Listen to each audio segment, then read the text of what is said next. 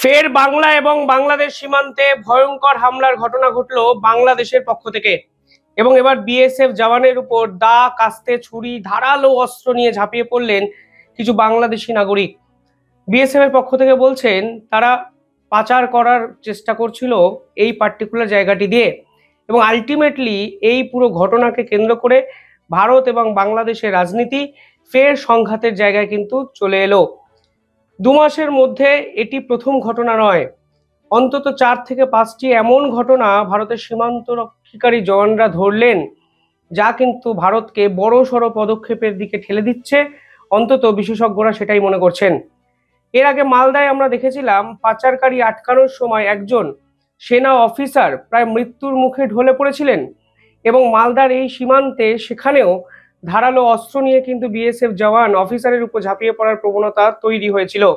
এবং কালকে একদম হুবহু এক্স্যাক্ট ডিটো কপি ঘটনা ঘটলো নদিয়ায়। এবং যে খবর সামনে আসছে সেখানে বলা হচ্ছে নদিয়ায় যে মাটিয়ারি এবং বার্নপুর সীমান্ত আছে সেখান থেকেই বাংলাদেশের অনুপ্রবেশকারীরা ভারতবর্ষে ঢোকার চেষ্টা করছিলেন। তবে ইম্পর্টেন্ট বিষয় হলো তারা একা ঢোকার চেষ্টা করছিলেন, অর্থাৎ তারা ভারতবর্ষে যে থাকতে আসছিলেন এরকম মনে করার কোনো কারণ নেই। এরা হাতে ধারালো অস্ত্র, দা, কুঠার, কাঠারি সমস্ত কিছু নিয়ে ভারতবর্ষে কিছু পাচার করার চেষ্টা করছিলেন, যা কিন্তু একই সঙ্গে ভারতের সুরক্ষা নিয়েও বড় সড় প্রশ্নচিহ্ন তুলে দেয়। বিএসএফ জওয়ানরা রক্ষা করতে চান আমাদের সীমান্ত, এবং এর জন্য কালকে গুলি চালাতে বাধ্য হয় বিএসএফ কর্মীরা, এবং এর ফলে সেই পাচারকারী মৃত্যুর মুখে ঢলে পড়েছেন। তাকে হাসপাতালে নিয়ে যাওয়া হয়েছে, কিন্তু সম্ভবত তিনি আর জীবিত নেই। দেখুন, এ নিয়ে বাংলাদেশের রাজনীতি হবে। সীমান্ত গুলি চালানো এই পার্টিকুলার ইস্যুটা নিয়ে মোহাম্মদ ইউনূস বারংবার জল গরম করেছেন, এবারও হয়তো করবেন। কিন্তু এখানে বিএসএফ জওয়ানরা প্রথমেই যদি পাচারকারীদের দেখে গুলিটা চালিয়ে দিতেন, তাহলে হয়তো ওই ডা, কুটার নিয়ে, ওই পার্টিকুলার অস্ত্র নিয়ে বিএসএফ জওয়ানদের দিকে তেড়ে আসার ক্ষমতাটা বা ঔদ্ধত্যটা ওই বাংলাদেশের পাচারকারীরা দেখাতে পারতো না। কালকে 32 নম্বর ব্যাটালিয়নের কাছে এই ঘটনা ঘটে, এবং বিএসএফ কর্মীরা বলছেন যে তাদের কাছে হয়তো নিষিদ্ধ কাশির সিরাপ ছিল, মদের বোতল ছিল, ধারালো অস্ত্র ছিল, এবং একাধিক মাদকজাত দ্রব্য ছিল, যা ভারতে তারা ঢোকানোর চেষ্টা করছিলেন, যা সীমান্ত রক্ষীরা কিন্তু অত্যন্ত সাহসিকতার সঙ্গে রুখে দেন। কিন্তু এর শেষটা কোথায়, এই প্রশ্ন তো উঠতে পারে যে বারংবার এই ধারালো অস্ত্র নিয়ে বিএসএফ এর উপরে ঝাঁপিয়ে পড়া, এটা আমরা কতদিন সহ্য করব? আমরা পাল্টা গুলি চালাচ্ছি, গুলিতে একজন পাচারকারী মারা গেলেন। বাংলাদেশকে তাদের অকাত্তা গুলি চালিয়েই বোঝাতে হচ্ছে, কিন্তু দিনের পর দিন এই প্রবণতা বাড়ছে না কমছে। এর পার্মানেন্ট সলিউশন কি? সত্যি কি বাংলাদেশকে এবার অনেক বড় কিছু বোঝানোর সময় এসে গেছে? এই প্রশ্ন কিন্তু বারংবার সীমান্তে এই ঘটনাগুলো আমাদের সামনে উস্কে দিচ্ছে। আমাকে কমেন্টে অনেকেই জিজ্ঞাসা করেন যে ইনকাম কিভাবে বাড়ানো সম্ভব। এর জন্য আজ আমি একটি অ্যাপের সঙ্গে আপনাদের পরিচয় করিয়ে দিচ্ছি। সে অ্যাপটার নাম মার্কেট উলফ। মার্কেট উলফ হলো একটি সেভি রেজিস্টার্ড অ্যাপ, যেখানে আপনি লগ ইন করে খুব সহজেই ইনকাম বাড়াতে পারেন। এবার আপনাদের দেখাচ্ছি এই মার্কেট উলফ অ্যাপ আপনারা কিভাবে ব্যবহার করতে পারেন। দেখুন, প্রথমে আমি পিন দিয়ে এই অ্যাপে লগ ইন করলাম।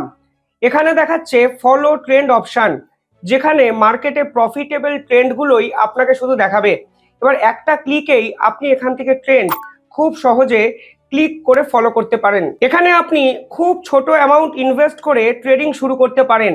মার্কেটে বাকি অ্যাপে ইনভেস্টমেন্ট আপনাকে 3 গুণ বেশি করতে হয়। এখানে আছে স্টপ লস অপশান, যা আপনার ক্ষতি আটকায়। যদি আপনার ক্ষতি একটি নির্দিষ্ট লেভেলে পৌঁছে যায়, তাহলে এই অ্যাপটি অটোমেটিকলি বন্ধ করে দেবে আপনার ইনভেস্টমেন্ট। এই অ্যাপের ব্রোকারেজ ফি মার্কেটের অন্য অ্যাপের থেকে অনেকটাই কম। এখানে দেখুন প্রফিট ট্রেন্ড অনুযায়ী চলছিল। আমি একটি ক্লিকেই স্টপ ট্রেন্ড করে দিলাম, এবং খুব অল্প সময়ে 1306 টাকার প্রফিট বুক হয়ে গেল। আপনি এই পুরো ফেসিলিটিটি ব্যবহার করতে পারেন লাইফ টাইম মাত্র 99 টাকা পে করে। এছাড়াও বিভিন্ন কমোডিটিস যেমন গোল্ড, সিলভার, ন্যাচারাল গ্যাস, এগুলোরও ট্রেডিং আপনারা করতে পারেন সকাল 9টা থেকে রাত্রি 12টা অবধি। মার্কেট উলফ অ্যাপ আপনাকে রেকমেন্ডেশনও কিন্তু ফ্রিতে প্রোভাইড করে। এখানে দেখুন মাত্র একদিনে 14 তারিখ 12,240 টাকা, জুলাইতে 70,468 টাকা, জুনে 59,696 টাকা, এবং অক্টোবরে 58,260 টাকার প্রফিট বুক হয়েছে। এবং এই প্রফিটে মার্কেট উলফ কোনো কমিশন কিন্তু নেয় না। তাহলে আর দেরি কেন? 2 মিলিয়নের বেশি মানুষ অলরেডি মার্কেট উলফকে ডাউনলোড করে নিয়েছে। আপনিও ডাউনলোড করুন এবং আপনাদের ট্রেডিং জার্নি শুরু করুন। পাশাপাশি কালকেই ভারতের প্রতিরক্ষা মন্ত্রী অত্যন্ত গুরুত্বপূর্ণ একটি কথা বলেছেন। তিনি পরিষ্কার বলেছেন, অপারেশন সিন্দুর 2.0 যে কোনো মুহূর্তে শুরু হতে পারে, স্টে মেন্টালি প্রিপেয়ার্ড। অর্থাৎ সীমান্তে ভারত যে বড় সড়ো কিছু পরিকল্পনা করছে এবং তার যে প্রসেসটি শেষ 1-1.5 মাস ধরে ক্রমাগত ভারতের সেনারা করছে, তা কিন্তু বিভিন্ন ঘটনাকে পাশাপাশি জুড়লেই আপনারা খুব সহজে বুঝতে পারবেন। এবং কালকে রাজনাথ সিং এর এই কথার পরই যে আপডেট এলো, সেখানে বলা হচ্ছে বাংলাদেশ এবং ভারতের যে শিলিগুড়ি করিডোরে সীমান্ত আছে সেখানে ভারত সম্পূর্ণভাবে শিল্ড করে দিল। অর্থাৎ ভারত এর আগে এখানে S-400 ডিফেন্স সিস্টেম মজুত করেছিল, আকাশতীর ডিফেন্স সিস্টেম মজুত করেছিল, রাফায়েল মজুত করেছিল, ব্রহ্মোস মিসাইল মজুত করেছিল, ইসরায়েলের র্যাম্পেজ মিসাইল মজুত করেছিল। এবং কালকে এই পার্টিকুলার জায়গায় নতুন করে 3 লেয়ার্ড সিকিউরিটি ফোর্স ডিপ্লয়মেন্ট হয়েছে। এবং একটা জিনিস পরিষ্কার হয়ে যাচ্ছে, শিলিগুড়ি করিডরকে সম্পূর্ণভাবে বন্ধ করে দেওয়ার জায়গায় ভারত চলে গেল এবং এখান থেকে কোনো গুরুত্বপূর্ণ পরিকল্পনা ভারত কিন্তু করতে শুরু করেছে। যে রিপোর্ট সামনে আসছে সেখানে বলা হচ্ছে 22শে নভেম্বর শিলিগুড়ি করিডরে অত্যন্ত হাই লেভেল একটি মিটিং হয়েছে এবং সেই মিটিংয়ে উপস্থিত ছিলেন ইন্টেলিজেন্স ব্যুরোর অফিসাররা, আর্মি অফিসাররা, আরপিএফ, বিএসএফ, এসএসআইবি অর্থাৎ সশস্ত্র বল, আইটিবিপি এবং রাজ্যের পুলিশ। এবং এই মিটিংয়ের পর অন্তত সিদ্ধান্ত নিয়ে নেওয়া হয় যে শিলিগুড়ি করিডরকে সম্পূর্ণভাবে শিল্ড করা হবে এবং এখান থেকেই কোনো না কোনো বড়সড় পরিকল্পনা ভারতের সেনাবাহিনীর করছে, তা কিন্তু এক প্রকার নিশ্চিত। এই খবর যখন সামনে আসে তখন কালকে ভারত ইতিহাসে সবচেয়ে বড় নোটামটা কিন্তু জারি করলো। 14,000 কিলোমিটারের নোটাম কালকে ভারত জারি করেছে এই বঙ্গোপসাগরে, অর্থাৎ একদম বাংলাদেশের ঘাড়ের কাছে। এবং 14,000 কিলোমিটারের নোটাম এর আগে ভারত কিন্তু সেভাবে করেনি, কারণ নোটাম যখন জারি করা হয় আমরা সাধারণত দেখি 3 থেকে 4 কিলোমিটারের 4,000 কিলোমিটারের মধ্যে নোটামটা জারি করা থাকে। কিন্তু কালকে ভারত সকলকে চমকে দিয়ে বিশাখাপত্তনম থেকে আন্দামান, অর্থাৎ বুঝতেই পারছেন টোটাল যে জলসীমা আছে সেইখানে কিন্তু প্লেন চলাচল বন্ধ রাখলো এবং 14,000 কিলোমিটারের নোটাম বঙ্গোপসাগরে কিন্তু জারি করা হলো ভারতের পক্ষ থেকে। এবং ভারত এখানে কি করবে? কোনো মিসাইল টেস্ট করবে নাকি বড় সড়ো কোনো অপারেশন বা এক্সারসাইজ করবে, সেটাই এখন সব থেকে বড় প্রশ্ন। কিন্তু এই পার্টিকুলার অ্যাকশনটি মোহাম্মদ ইউনূসের ঘুম উড়িয়ে দিতে বাধ্য, কারণ দিনের পর দিন ভারতকে অশান্ত করার পরিকল্পনা এই বাংলাদেশের বিভিন্ন কর্মকর্তারা করছেন, এই উপদেষ্টারা করছেন এবং তারা এই বঙ্গোপসাগরে ফিশিং মিলিশিয়ার মতো ট্যাকটিক্সও কিন্তু অ্যাপ্লাই করেছে, যেখানে একাধিক মৎস্য ট্রলার যারা মাছ ধরতে আসে তাদেরকে বারবার ভারতের জলসীমায় ঢুকিয়ে দেওয়া। আর ভারত দেখুন এখন ঠিক এক্স্যাক্টলি সেই জায়গাটাই টার্গেট করে 14,000 কিলোমিটারের হিউজ নোটাম জারি করলো, যা কিন্তু সাম্প্রতিক সময় ভারত করেনি। এখানে অলরেডি ভারত কিন্তু একাধিক মিলিটারি এক্সারসাইজ করছে।